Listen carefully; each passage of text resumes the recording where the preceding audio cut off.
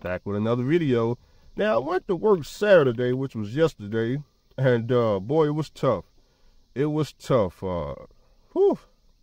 First time working on a Saturday.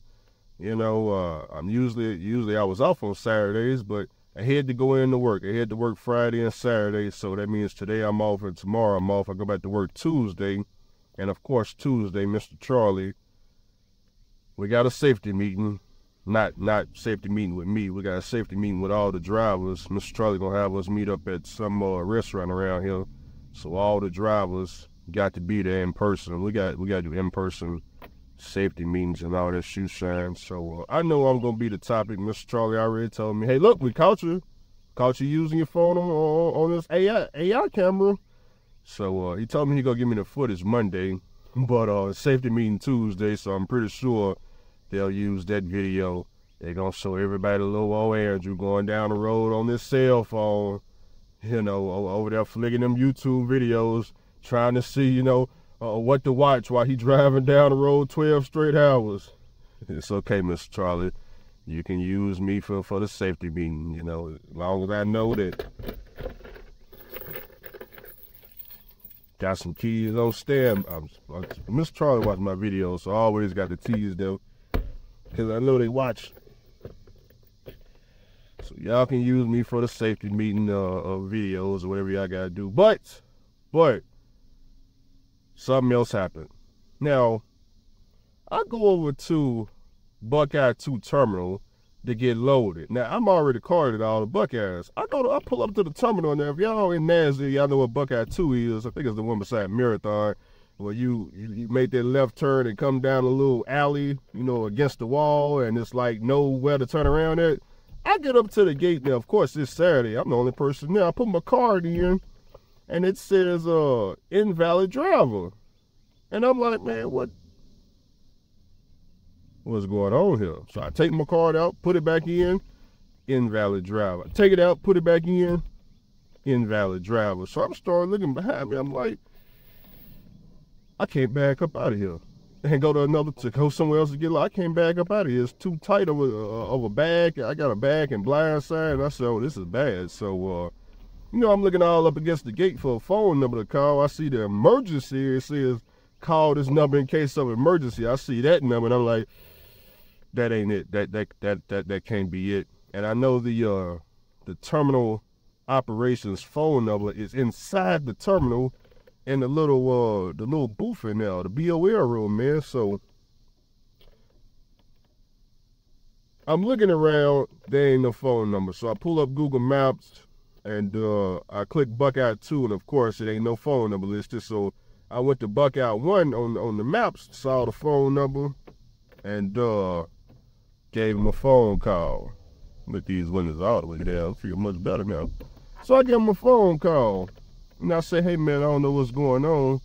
I put my card in, and it's telling me I'm an invalid driver. He said, oh, he must be locked out. I said, man, don't tell me that, man. This is my first time here since I got carded. So first thing I'm thinking is, dang, where'd I go? Okay, yesterday I went to Buckeye 1. Man, what did I do wrong over there? Man, I was the only driver there. I'm like, man, I know I put everything up. I walked around the trailer, had the hard hat on, had the safety glass. I'm sitting over here going through here. I'm like, man, I hit every single time with the little baseball bat. Man, I don't know what I could have did wrong. I'm like, man, why would I be locked out? So I'm all confused now. So he was like, well, man, look, I ain't got my laptop on me, so, you know, type this secret number on, type the little secret. He got a little secret. They got a secret number you can type on the keypad, and it opens the gate. He said, so when you get inside the gate, you need to call the terminal operator and just explain to them what's going on, let them know that I let you in the gate. All right, cool. So I get in there, and I go up to, you know, you pull into the rack. I'm the only person now, so I hook up everything, you know, because I'm finna call this terminal operator and say, hey, I don't know what's going on. Man, I'm hooked up, and I don't know what's going on. So I hook up everything. Then I walk up in the BL room, make the phone call to the terminal operator. I say, hey, I don't know what's going on, man. Yeah, it's telling me my card not invalid. I'm trying to load the gas out here. He said, oh, I'll be there in 10 minutes. I said, oh. "Oh, you're gonna pull up?" He said, "Nah, man, I'm already here." He was somewhere out in the yard somewhere, so I waited 10 minutes. He come up to me. He said, "Hey, let me see your car." He take a picture of it. He goes inside. I waited about another 10 minutes. He come back out. He said, "Hey, man, you're not even carded here." I said, "No, I'm carded here, man. Me and my trainer, you know, we got carded here." He said, "Nah, you're not in the system. You probably went to another Buckeye and got carded." I said, "No, I came here. I went to all the Buckeyes and got carded. That's how I know what to do here." He was like, "Hey, well, you know, and it's Saturday and you're not carded, you know, but since you're the only person here, tell you what, go ahead and load. I'm gonna go turn your card on. Go ahead and load, and just bring me the BOL, and I'm gonna look at you on the cameras, and you know if everything all good, we just keep your card on." I said, "Cool." So you know, I shoot. He activated the card. I put it in the machine, typed up my gas load, started loading it. Everything went smooth. Unhooked everything, changed the placards, went in there, printed the BOLs, gave it to him. He said, "All right, you good to go, man. You sure you know everything in here?" I said, "Yeah, I know everything. I'm telling you, I got carded." Shoot, I even described to him the dude that carded me. It's the only tall, white dude, skinny, that was older in there. Not really, but, you know, that's about what they all look like. But, yeah, so that was a situation Saturday. And then, of course, I wasn't paying attention to that ELD, guys. Got back to the yard. I was in violation. Oh, my God. I was in violation. Didn't even know it. Never paid attention. I said, "Man, what? I only worked damn near, 6 hours a day?" I'm trying to get back home. The other guy only had 2 loads. I wasn't trying to stall or nothing. Mr. Charlie, I was working hard. I'm knocking out them loads. I said, "Man, which one of these violations did I violate? I'm trying to learn how to read this damn thing, because I ain't never read an ELD clock in, I don't know when." So I'm trying to figure out, you know, I'm going through it. I'm like, man, I don't know what's going on. Did I not take a 30-minute break? I'm like, man, I ain't even went 8 hours, so I couldn't have been 30 minutes. Long story short, I was over my 70 hours for the week. Over my 70 hours, so I already know right off the top, somebody gonna be calling me tomorrow about Andrew going over his 70 hours. Now, how'd I go over my 70 hours? Well, keep in mind, drivers, I thought I was off on Friday and Saturday. That was supposed to be my 34-hour reset, but since they called me to go to work, you know, I didn't get the 34-hour reset, so went over my 70, and I didn't know it. And, you know, once I realized I was over my 70, I was already at the yard. So, you know, I'm over my 70 now. Might as well stay on duty and do my little post trip. And after that, log out, because I'm finna take a 34-hour reset anyway. So I'm on my 34-hour reset, as y'all can see.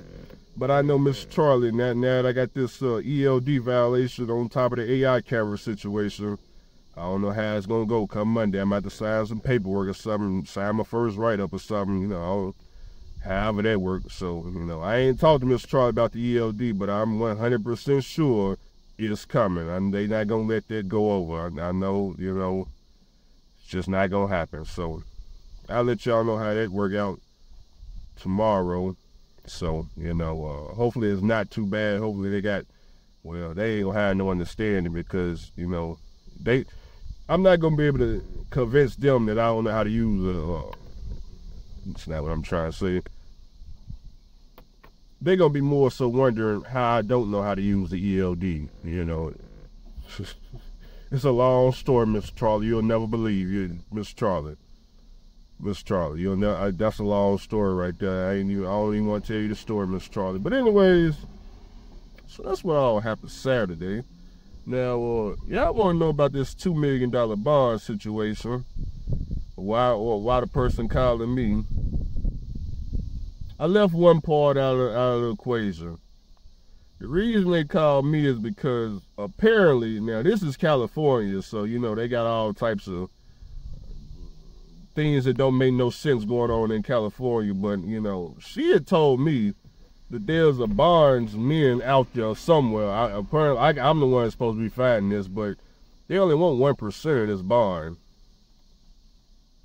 Sounds like they, what is California got going on over here? Come on, man. What, you gonna give somebody a $2 million bond and you only want 1%? Why they do that at? I never heard of that. So, comment, y'all in California, comment down below and tell me about this 1% bond on $2 million. What kind of nonsense is that? 1% of $2 million or $2,000? That's why she called me right there, huh? She figured, okay, well, Andrew can get $2,000. Yeah, I got $2,000. That don't mean I got it to give, though. I don't really do no more donations. A lot of people need donations. They've been asking me left and right. I just told somebody a few minutes ago. Somebody else asking me for donate. I look at guys, women, guys. Look, Andrew ain't got no donations, okay? Now, I know a lot of y'all gonna hate me right now. And some of y'all now already put me on the block list. Look, I ain't got nothing for you. I don't know what to tell you, all right? Shoot, man, look, hey. I know what you're calling me for. It's tough out there in these streets. Do you see this passenger seat? What you see?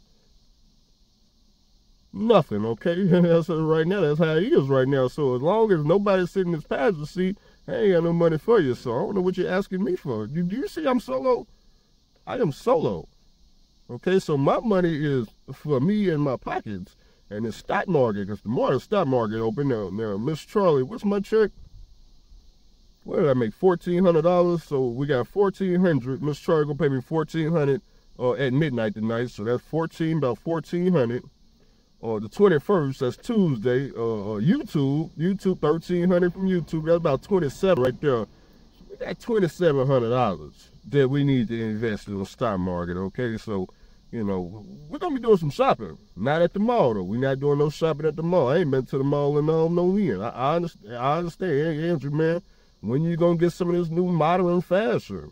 When you gonna hand me the money and put it in my hand? Get all the modern fashion you want, but until that day come, yeah, I'm going shopping in the stock market, okay? Yeah, I know that ain't what you want to hear, but that's what I'm doing, okay? Don't act like it ain't nothing new. It ain't nothing new. Been telling you about it for a minute now, okay? That's what I be doing. But until then, I'm finna go out here and cruise the Beltway. See what's going on out here in these streets on this beautiful Sunday. See what y'all got going on out here. I'll get back to y'all in another video.